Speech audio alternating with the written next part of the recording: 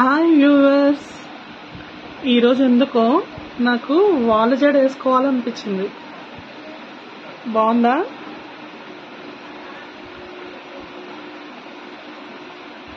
నాకైతే పొడవు జడ ఉండేదండి, చాలా పొడవు జడ. ఇప్పుడు అందరూ షార్ట్ హెయిర్ కట్ చేసుకుంటున్నారు కదా. మహా అంటే కొంచెం అబౌవ్ షోల్డర్, లేదంటే షార్ట్ బాబ్, ఏమేమో హెయిర్ కట్ చేస్తున్నారు. కానీ లాంగ్ హెయిర్ లో ఉండే అందం వస్తుందా? చూడండి,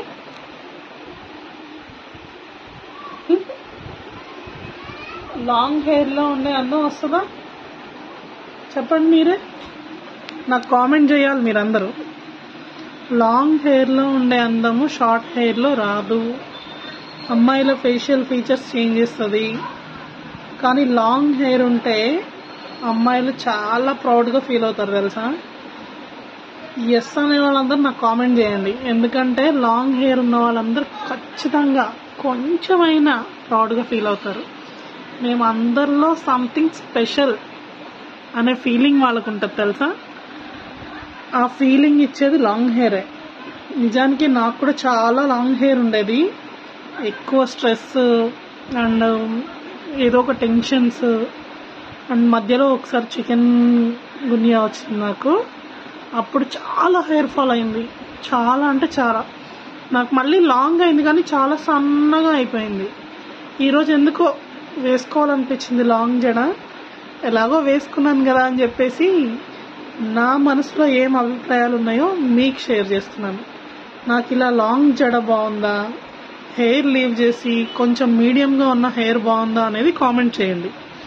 ఇంకొక విషయం ఏంటంటే, నాకు ఇలా లాంగ్ జడ వేసుకున్నా అని చెప్పేసి ఈరోజు ఎంత హ్యాపీగా ఉందో అసలు.